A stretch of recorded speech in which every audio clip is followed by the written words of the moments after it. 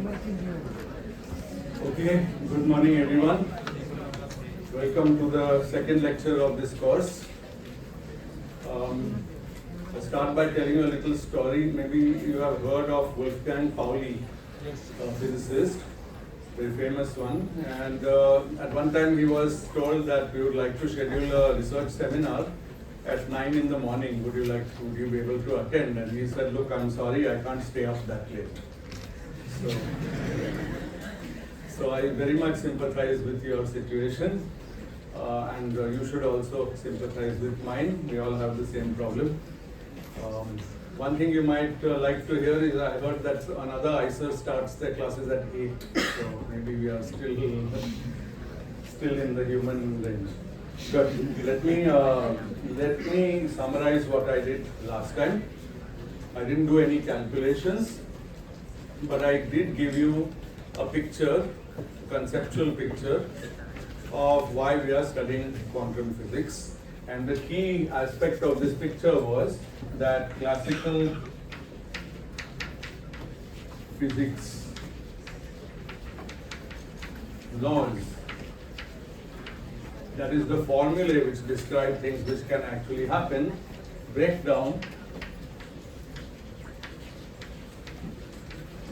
in the microscopic domain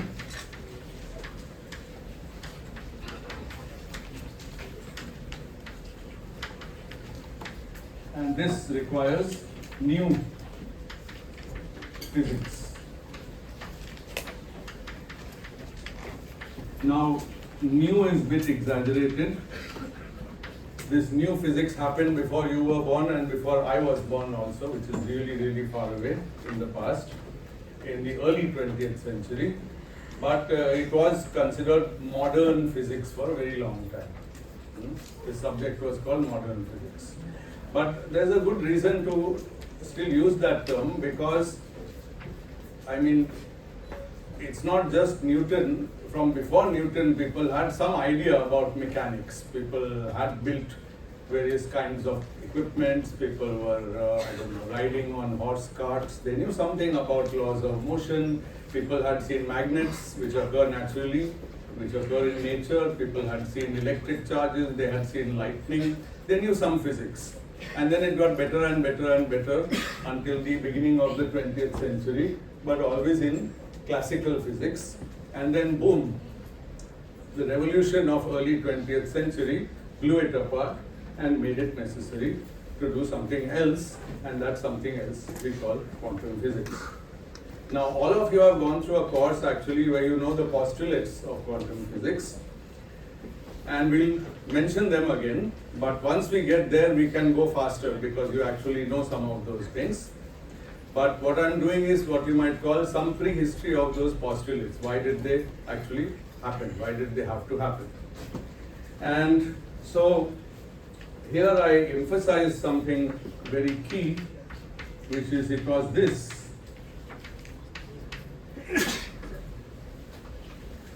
Which made it necessary to go from there to there. These experiments precipitated the revolution, the quantum revolution. Okay. So what were the experiments? We should look at them. It's very common to just make a list of the experiments and tell you that you should believe the results. Well, in a way I can't do better because I cannot do the experiment for you here. But I can tell you some details and I think they will help you to better appreciate what these experiments were. And also, the experiments didn't just tell us that classical physics is breaking down. They told us in a way how it's breaking down. They actually indicated what is the weakness, what is the problem, what is the contradiction, and therefore gave us a route to discover the new physics which correctly describes those experiments. Now, one of the experiments comes from the understanding of atoms.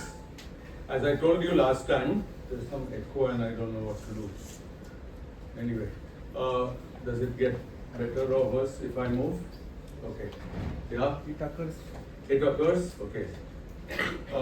One of the experiments isn't really an experiment, it's more an understanding. So atoms have been around, elements have been understood, classified, but it took till the 20th century, and I mentioned this last time, that the discovery of the electron and then the scattering experiments known as Rutherford scattering, they kind of gave a serious picture of the atom, which differed from the initial expectation. You might know that before Rutherford's experiments, the idea was that the atom is a muffin, okay, or a piece of a cake with some uniform distribution, and then it has electrons embedded on it. Because people knew that if you hit an atom, electrons will fly off. So this was a possible picture, and in here we had a uniform distribution of something, whatever is the elementary material that makes an atom. This was a picture, and people liked it because, right, if you have something that gives off electrons when you hit it, then the electrons must be somewhere. And why should they be there? Well, because there is some cake and they are stuck in the cake. In fact, this went by the name of plum pudding.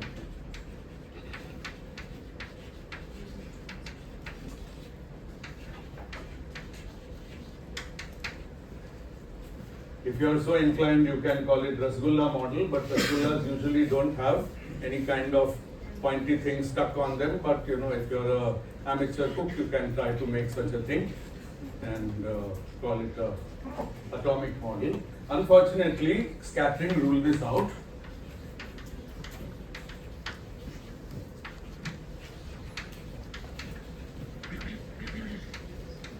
And the reason, as we know, is that if I send some particle onto a sheet of some, say, metal, and that sheet is made up of these little puddings, okay, then it's a very continuous sheet. These puddings are stacked. This is one atom, so you know, hundreds of atoms are stacked, like exactly like a box of rasgullas, if you like, just touching each other. So it's a very smooth distribution of density, and so you expect small scattering, right? If I pass a particle through a smooth distribution of density, then it will scatter a little bit, proportional to how much density is in that thing. But if that's not the case, then it could be that the scattering includes very sharp scattering, including back scattering. You can do elementary calculations, which were known by that time, which I won't do, to show that this sharp scattering means actually the material is made of hard points, which are much smaller than the size estimated for the atom. So this means the atom is not this thing, but new picture of the atom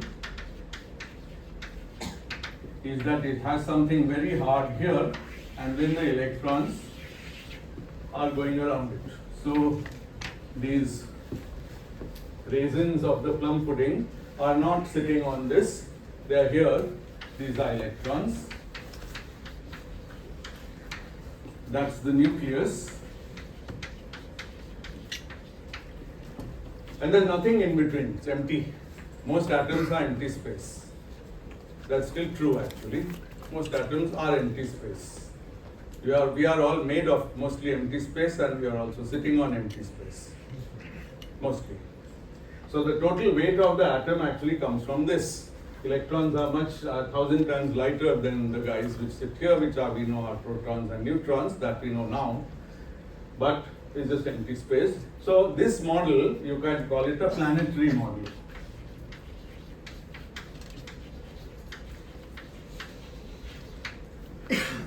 And today we are going to do a little calculation using the planetary model of the atom. So, with all this, the conclusion was that we have a planetary description of the atom, and also since electrons were known and they had a negative charge, that's just a convention, but we say that they have a negative charge.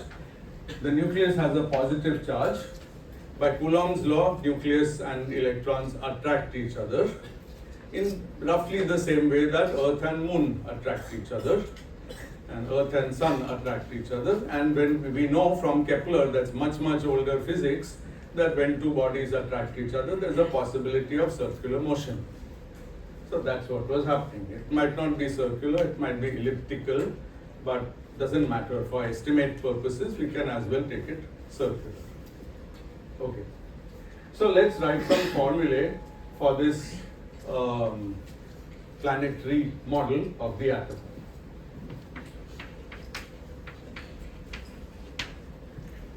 While it was a planetary model, the forces which were supposed to be operating were the simple forces of classical physics. Namely, these are attracted to the center, but for some reason they have an initial velocity. So they keep getting bent and they get into an orbit where the centrifugal force balances the central attractive force. You know this problem, I'm sure, very well. And that's the only problem we are going to deal with today. Okay. So let's look at this classical orbit. We are going to develop this picture and see that it contradicts experiment.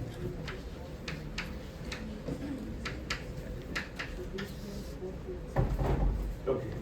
So what is the energy of a particle that's going in uniform circular motion?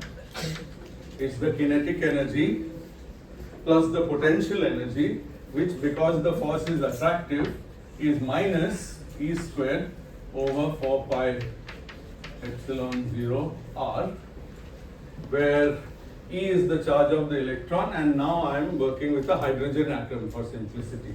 So this has plus, the value of this is plus E. I'm sorry, it's confusing. E is a number now. It's not the name of the electron, it's the number which is the charge of the electron in coulombs. Okay? If there was a nucleus of atomic number Z, then this would be ZE, this you know, I suppose. Okay. So that's the formula for kinetic plus potential. And why is the potential energy negative? Because it's an attractive force. Attractive force has negative potential energy. Okay. You understand why that is true, right? Every step you must think what sense this statement makes. Okay? Everything tries to minimize its energy. So attractive potential pulls it in, and by pulling it in, it minimizes its energy. Good. Now, there is a balance in order to have circular motion.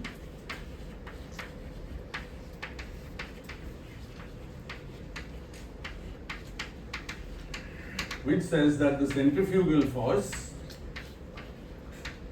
balances the attractive force. This is the attractive potential. Force is d by dr of this.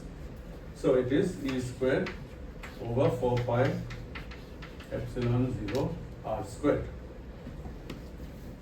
So this is the force balance equation. Now I'm going to do something which slight distraction, but we are going to simplify our lives. How many of you love the factor 4 pi epsilon? Like you have a personal warm feeling when you see it every time? You love it. Why? It's not there in electrostatic units. It's there only in MKS units. But still, epsilon naught has some particular meaning. It has some particular meaning. It has a particular meaning. I completely agree with you. But have you noticed that these formulae always occur with epsilon E squared over 4 pi epsilon naught? Yeah. So I'm going to do, okay. So we are not abolishing it. We are no one to abolish. This is the MKS system. Somebody has made that system. You and I have no right to change the system, but we always have a right to define our own quantity. And we're just going to write Q squared is E squared over 4 pi epsilon 0, and from now on we'll do the rest of the lecture with Q squared. Fair enough? Now what is the advantage? There is a little advantage. First of all, this formula changes to Q squared over R squared. So notationally it's obvious what I have gained. But there's something else which is interesting. What should be the dimension of Q squared for this formula to be true? Dimension of E is, energy is MKS units. Newton. The dimension of energy, Newton, no. No, sorry. Newton meter. Newton meter, which has another name. Joule, took you a while. It's called joules, right? MKS, I hope you have studied MKS system of units. I thought you were asking basic. Okay. I mean, you're right, and even Newton is not basic. Newton is kg meter per second squared. So you're right, of course. You can go all the way to mass, length, and time units. But anyway, it's joules, and R is meters. So what does Q squared have to be? Joule meter. Excellent. Dimension of joule meter. So you see, we have somehow abolished coulombs from this problem. Actually, you can think that epsilon 0 is such a constant that it converts coulomb squared to joule meters. It's just a trick to help you do the calculation with simpler notation. The reason I am highlighting this is not just to simplify my notation, but that whenever you do any calculation, even in a homework, even in an exam, you're free to define a new quantity if you find it convenient. Sometimes that makes everything go faster. But at the end, don't forget that you defined the new quantity. You have to then come back to the original quantity. Okay? Or you can do what I do, which is to find out what is Q squared once and for all and stay with it. So it turns out that Q squared is equal to 2.3 times 10 to the minus 28 joule meters. I'm working with estimates, so I'll not keep more than one decimal place. Sometimes I won't even care about that decimal place here, but we can do better if we want. We found this by opening Wikipedia and asking what is the charge of the electron and what is the value of epsilon 0, and also, if you need really, what is the value of pi, which probably you all know, and the value of 4. All these values go in. Good. So we have a simple formula. Okay. Now, with this balance equation, we can rewrite the energy as follows.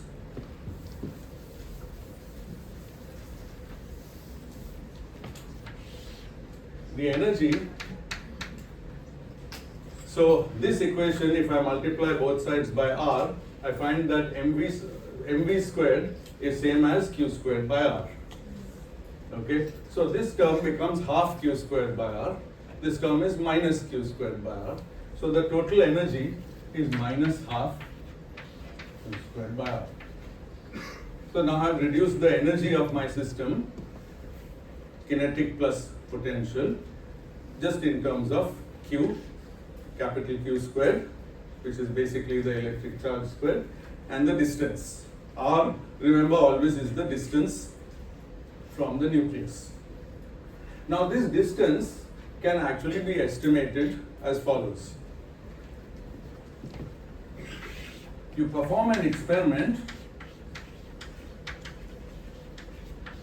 which takes a hydrogen atom, okay, hydrogen atom with an electron whirling around this thing. Remember, when we perform experiments, it doesn't always matter whether we know the model properly or not. We just know that the model, that the thing contains some nucleus and some electron. We don't have to know where it is. We smash it on its head and it gives off the electron. So we just get this plus this. So electron and nucleus. And this nucleus we call H plus, the ionized hydrogen atom, whatever it might have, and the electron. But when we do this, we know how much energy we put in to get one electron out of one hydrogen atom. We would have a collection of atoms, we smash them, we get a lot of electrons. We estimate how many electrons were liberated for how much energy. We repeat it with more and more energy until we have a picture of how much energy it takes to ionize the hydrogen atom. Does anyone know what this thing is? How much it is or anything?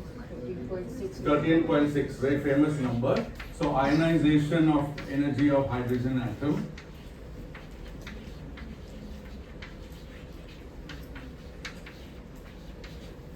electron volts. Now electron volt is not directly an MKS unit of energy.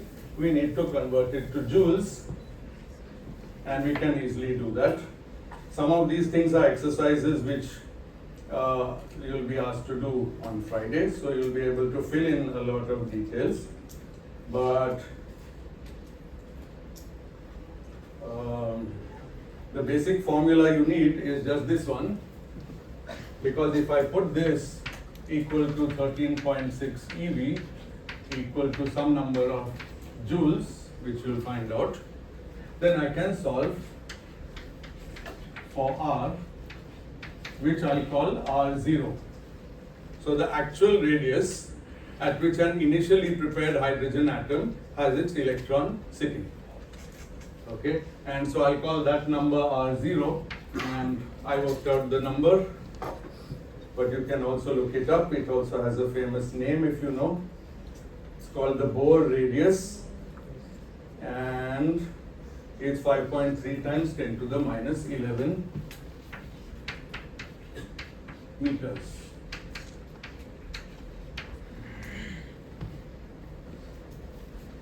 By the way, one thing becomes very clear from this: we are way out of the macroscopic regime.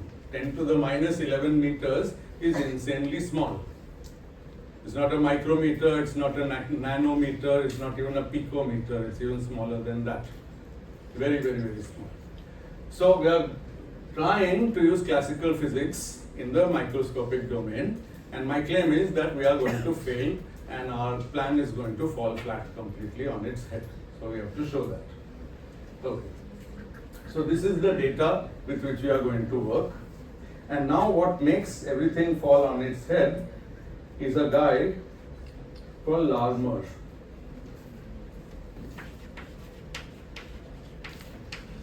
And I think the date is 1897 or so of this paper. I actually downloaded the paper and it's quite interesting to read. I don't know if any of you have fun downloading papers of that period. It's quite fun to go through. They use different units, they use different kind of language, and a lot of words and all that. But in the end, it has a result. And after that result is translated into modern language, one of the many results in his paper was that any accelerated electric charge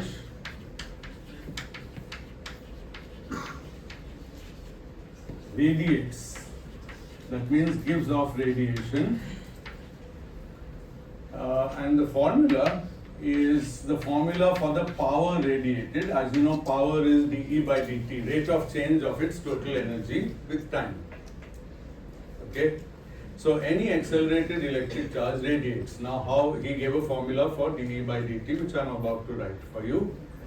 How did he do this, and why am I not telling you the derivation? Because he used somewhat advanced electromagnetism.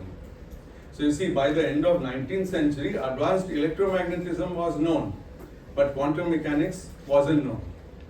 Today we are reversing things. We are teaching you quantum mechanics first, and electromagnetism advanced version will come only maybe in your third year courses if you specialize in physics. But if you don't, I can write the formula here, and I'm going to do that without proof. Just want to say that it involves a detailed study of electromagnetic potentials, retarded potentials. Basically, it has to do with the potential associated to a moving charge, which is actually not a simple problem even mathematically.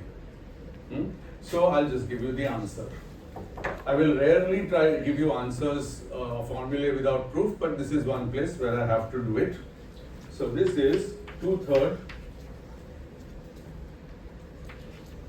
So Q squared A squared upon 4 pi epsilon 0 C cubed. So the new things in this formula which we didn't encounter before: C is the speed of light,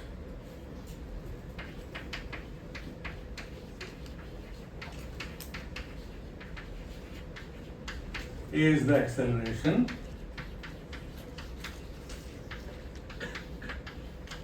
and this time Q squared is the square of the charge that's being accelerated. and nothing to do with the nucleus now. So if it's an electron, it will be the square of the electron's charge. Even if it's not a hydrogen atom, even if it's some other atom, this will be E squared. E is the electron charge. Excuse me. Yes. If Maxwell proposed the theory of electromagnetism and he knew electric fields like Yes. exert force, Yes. and he also knew that we need a battery to keep charge running, Yes. then why didn't he, like, because it was a direct deduction of that thing. Two things. You're asking why Maxwell didn't figure this problem out. Two things. One is we don't need a battery to keep something in motion in a vacuum. We need battery when there's friction due to a current, when there's resistance and so on. But Otherwise, at least to set up the electric field will require energy. that's okay, because to create an hydrogen atom takes energy, right? We just create it from somewhere, that takes some energy. Initial energy is not a problem. But once we give an energy and make a hydrogen atom, it keeps whirling. This is a fact. We don't need to do anything. We keep a box filled with hydrogen gas, which we made, and then we wait a week or a month or a year, and the hydrogen gas is still there. Yeah. Shouldn't that be minus? Thank you. Good. Thank you. So Larmor's formula was that this is the energy radiated. You're absolutely right. Therefore, the energy of the accelerated charge reduces. It depends what you're counting. It's giving off energy, its own energy is less. In that sense, it's minus. Good. So, are there any questions about this formula? So, there's one more nice thing about this formula, of course, which is that we can simplify it to Q squared A squared over C cubed. Mind you, this is true for any charge, but we are going to apply it to the electron. So our friend Q comes into it, Q squared. So this is the acceleration. Sir, Yes. sir, here charge is radiating energy on what cost? On what cost? Meaning it's losing its own energy. It has kinetic and potential energy. It's free to lose whichever one it wants according to the formula, but it will lose total energy. Okay. In fact, we already wrote what is its total energy, and that's the energy that is going to reduce. Okay. Now, because the energy initially was, so let me now set up the problem. So E0 is minus half Q squared over R0. This is the initial hydrogen atom. I showed you that by balancing the electrostatic force with the centrifugal force, we conclude that this is the value of the energy at the start. Okay. Now it's going to lose energy. The energy is always minus half Q squared by R, but R is R0 at the beginning of my experiment. And what is my experiment? I've just prepared a hydrogen atom and I'm waiting to see what it does. As per this formula, I'm sure that the electron will lose energy. So I already expect intuitively that it will slowly spiral in, like this. Okay. So this is already very worrying. So without doing any calculation, Larmor's formula tells me that electron will lose energy.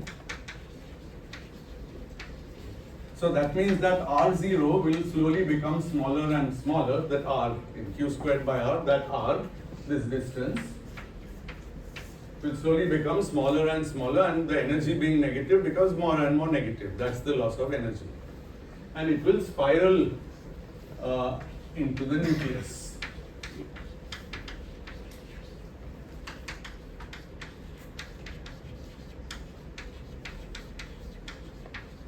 Now, how bad is that? Is that okay? No. Might be okay. Try to think why it might be okay. So it'll just become another Thomson. It'll just become another Thomson, but Thomson model is inconsistent with the experiment. So but if the electron just collapses into the Yes. it'll be like electrons and maybe Yeah, you're right. If the electron collapses into the nucleus, it will become like the Thomson plum pudding model. But the experiment of Rutherford shows that hydrogen isn't that. Now, we prepared hydrogen which satisfies the scattering experiment. It has the property that there is a point charge, and one is whirling around the other, and we calculated what is the distance at which it should be from the ionization energy. Now, if the electron spirals into the nucleus, we don't have any right to call that hydrogen. It's maybe something else, but it's not the classical hydrogen atom that we arrived at through experiments. We have a contradiction. But there's still a way to escape the contradiction. How could we possibly escape the contradiction? Yeah, but there's a question first, yes. Kitni energy lose hogi? Thank you. How much energy will it lose? That's a good question. And that's actually the first question every physicist should ask, or even every non-physicist, every scientist should ask. What's the number? You're just telling me that it loses energy. Let's take an extreme situation. Do you know how old is the universe? Yeah, some 14 billion years, right? Yeah. So supposing that's the time it takes for the electron to spiral into the nucleus, then we don't have any contradiction. As far as we know, in our lifetime, in all lifetimes since the beginning of human civilization, the hydrogen atom would be stable and this model would not conflict with experiment. Okay, so it's all about the numbers, he said it. First we need to know what is the number. We don't need to know exactly what is the number, we need to know roughly what is the number. Is it in 1 second, in 1 hour, 1 week, 1 year, 1,000 years, billion years? All of these would be different levels of worry. If it's very fast, then it's a big worry because we know that we can prepare hydrogen and we know that it doesn't go anywhere and it doesn't collapse. So we have to calculate. Good. Okay, so now let's do the calculation. And for that, we'll simply fix all the parameters in this formula. Actually, we know everything here except A. So what is A? Well, the acceleration is nothing but the central force divided by the mass. Okay, and that is equal to q squared by r squared. That was the force, and then I just put a mass. And now I plug that A into this formula and I have to square it, and doing that I get Larmor's formula tells me dE by dt is minus 2/3. I'm really being very childish keeping the 2/3. I'm trying to get an estimate, but it's okay. I mean, I can keep it or I can throw it. Q6 over C cubed R fourth M squared. It's a good idea whenever you see a formula which has a lot of factors to ask where they came from. So Q6 came, so one by one. Where did Q6 come from? Well, there was Q squared in his formula. There was also Q squared in the acceleration. But the formula has A squared. So that's Q to the fourth. So we get Q to the sixth. This is a way of checking that you haven't made mistakes on the way. I'm giving you a few pointers about how to calculate, because otherwise you often end up making mistakes. I make mistakes all the time, so I use this. C cubed, good. Nothing happened to C cubed because there was nothing in between which involved C. R to the fourth, it just comes from this one squared because A is squared. M squared similarly comes from A being squared. So we are very good. This is the formula. And now I have a little equation.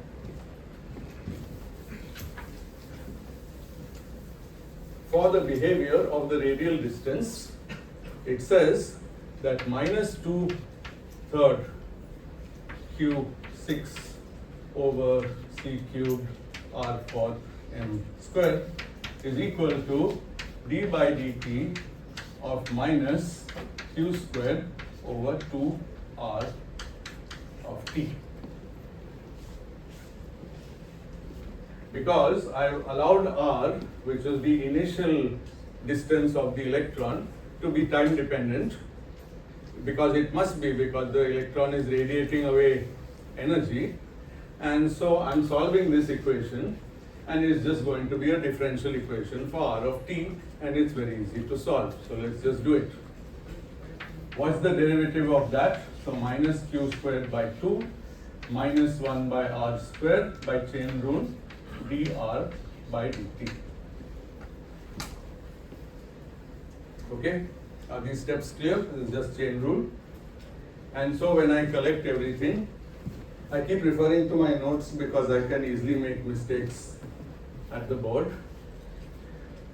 I'll take this R4 on that side and these things on the other side, and I'll get R squared dr by dt is equal to minus 4/3 q fourth by c cubed m squared.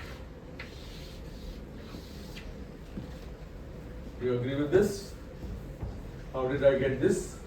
These minuses go. 2 comes over here, it gives me a 4, so 4/3. Q6, but here there's Q squared, so the Q6 gets reduced to Q4. The C cubed and M squared don't go anywhere. Is this clear? Now I just have to integrate it. How do I integrate this? Very simple. First thing is that this is a constant. This is again my favorite activity. If it's a constant, I give it a name, my own name. My own name is not Sunil Mukhi, but the name that I want to give it. And I call it capital K, but I remember that I named it, so I have to find out what its value is, either now or at the end of my calculation. But luckily, this depends on what? The electric charge, epsilon 0, C, and mass of the electron, all of them available from Wikipedia or anywhere, any textbook. So I can find this number right away. It's actually nice to do it right away. So what is K? Is just 3 times 10 to the minus 21. And what are its units? What are the units of K? Your whole tutorial on Friday will be on units, so better get used to units. M cube per second, thank you. Very important. Please keep checking units. 3 powers of R, 1 power of time did below, so M cube per second. MKS system has this good feature, so does CGS system, that if you blindly follow their units, you'll always get correct answers in those units. You don't have to worry too much if your formula are correct. So this is K. Alright. Now it's simple matter of integrating.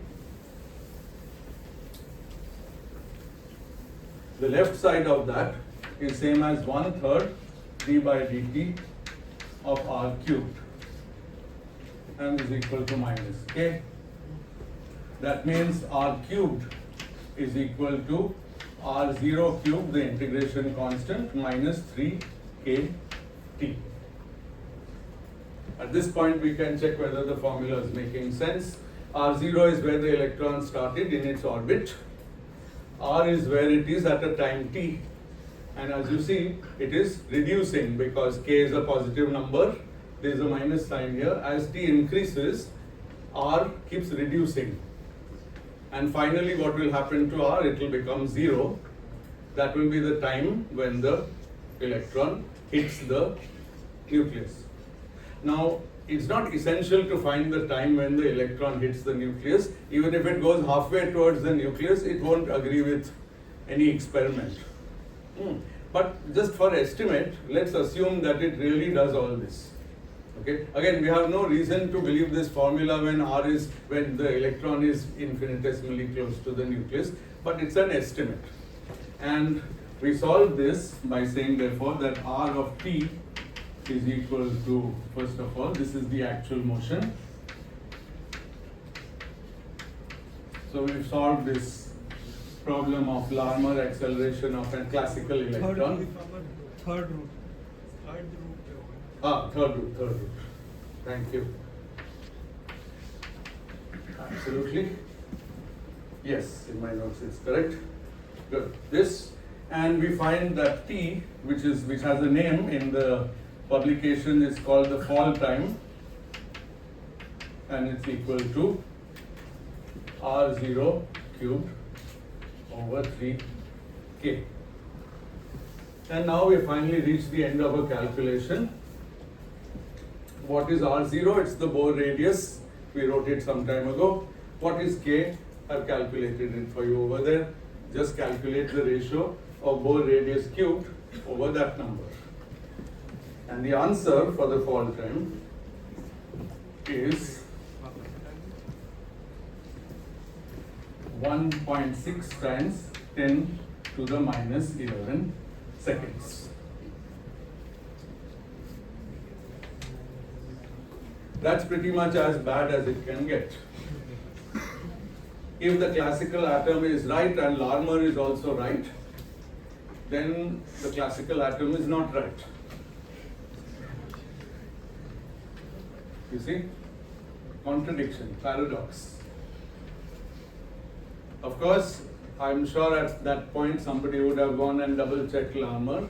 But the thing is, Larmor made a prediction and it would have already been checked in other experiments. People were doing experiments right through in Maxwell's time and all through 19th century, firing once they knew that electrons can be released or electric currents are there, or they had some alpha particles or whatever. Okay, that was 20th century, but they would be passing them through magnetic fields, electric fields, looking at their behavior, and any sort of thing that accelerates the particle. You can just keep a particle between two parallel plates, charged particle.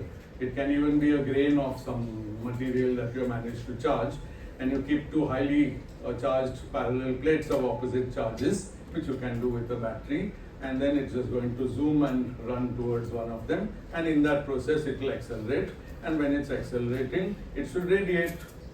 And once it hits that plate after accelerating over some distance, we'll know how much energy it deposited on that plate.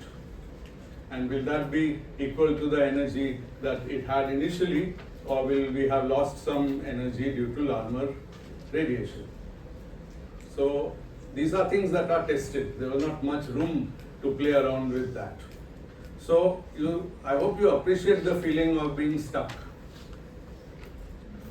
The only model of the atom that makes sense is that one, but the decay of the atom due to Larmor's formula happens in 10 to the minus 11 seconds. Therefore, there should never be any hydrogen. That contradicts experiment. Notice that nobody had to do that experiment to realize that it contradicts experiment. Just the fact that hydrogen exists is the experiment. Yes. Sir, I have a doubt. Yeah, please. Does moving mass radiate energy? Yes, if it's charged, if it's electrically charged. If it's accelerated, you see, if it's accelerated, Larmor formula is very clear.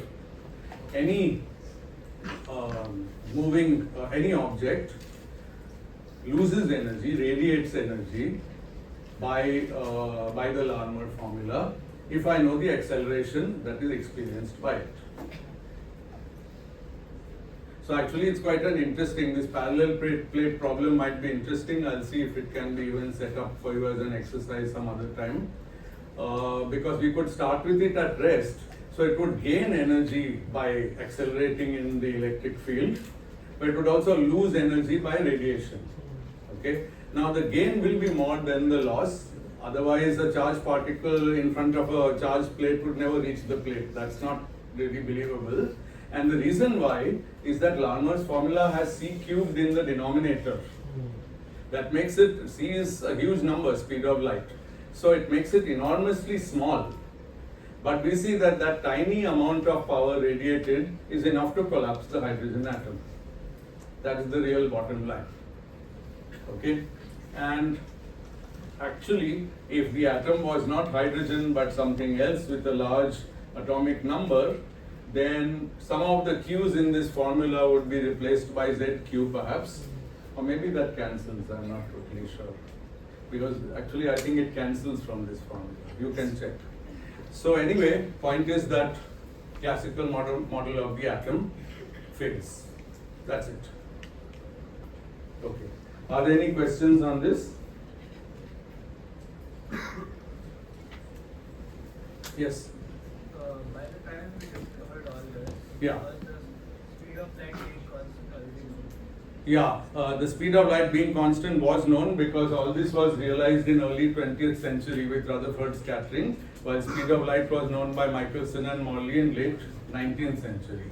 But you should remember that speed of light being constant or not constant doesn't make any difference to this, because even if it was allowed to change, it could not have changed by too much. If speed of light is off by 1%, nothing happens to my estimate of 10 to the minus 11 seconds. Let's say I made a big bunch of mistakes. I dropped some pi's, I got some factors of 2 wrong, some even a factor of 10 wrong, some measurement was factor of 10 wrong. What is the best I can do? 10 to the minus 7 might become better, it might become 10 to the, minus 11 might become 10 to the minus 7. Could also become 10 to the minus 17 depending which error I make. So there are certain calculations where what errors I make, as long as I don't do nonsense, it is possible I could do nonsense. For example, I could mess up my units. I could do the calculation in inconsistent set of units. Then I can get a factor of anything I want in the answer. That's just a wrong calculation. But a wrong measurement for this purpose doesn't matter within very large margin of error. And you can keep staring at this formula and it yields quite a few little things, and of course you'll be asked to compare the units on both sides and make sure that at every step of our calculation all units have been correct. Okay. Yes? So what if the electron was not accelerating at this rate, the constant? Yeah, what if the electron was not accelerating? Well, there's no chance to maybe in an orbit if your velocity is constant. Velocity, remember, is speed and direction. We are not saying that the speed is changing at all. We didn't assume that. We are simply actually doing a very, very simple model called uniform circular motion, which is probably the first thing you learned in mechanics, maybe even in school. And in uniform circular motion, the speed doesn't actually change. It could also change, it doesn't affect our calculation too much, but it's really the direction which keeps changing. So circular motion is always accelerated. Newton's first law, I guess, or whatever. Everything remains in uniform linear motion if it's not acted on by a force. Yes? So if they try to fix the model by assuming that the atom continually absorbs energy from its surrounding. Good, good, thank you. It's very nice you brought that up. Did they try to fix the model by assuming that the atom somehow absorbs energy from its surrounding? Yes, I'm sure they did. You know, one thing that you should also realize, and because she has brought up a very key point, in physics we never give up a law that we believe in until we have tried all ways of saving it. You might think that people say this, that oh, this person is desperately trying to save their favorite law, it's obvious that it's wrong. No, you have to save your favorite law because your belief in it has been built up over centuries of results. So indeed one has to try such an approach, see whether the atom could be getting energy from somewhere else. But unfortunately energy measurements ever since the time of Joule or maybe earlier have been really very good. If I have a box of hydrogen atoms, they're actually molecules, but whatever, in a container, I can make sure that that container doesn't gain or lose energy. I can keep the whole container on a balance to prove that no material is going out or in. I can shield it from sun's rays or light or any other thing which might take energy inside. And then what do I get? The same, it never helps. I mean, the atom is still stable, right? So if that was correct, then every time I shield the hydrogen atom, it will instantly decay because now it has no source of energy to absorb. So people try, people always try. Oh, I've just lost battery. Good. That's a signal from. Yes. One second, because it's recording, this is bothering me. I don't like this happening in the middle. Do you know if? Oh. Okay, I think we may have a few seconds. What was the question? 1/3. So remember what was the original formula was this. So this quantity is the same as 1/3 d by dt of r cubed. Because d by dt of r cubed is 3 r squared dr by dt, chain rule. And that's the signal saying that the class is over. Last question, then we'll stop. Okay. Could they have made like some dangerous postulates like energy is created within that. Very good. Could they have made dangerous postulates? Definitely they could have, but then that messes up everything else in physics. No, We'll but talk within about an atom, so they couldn't test it also and refute it also. We'll talk about these questions another time. Okay. Thank you. Thank you. Yeah, 1 second.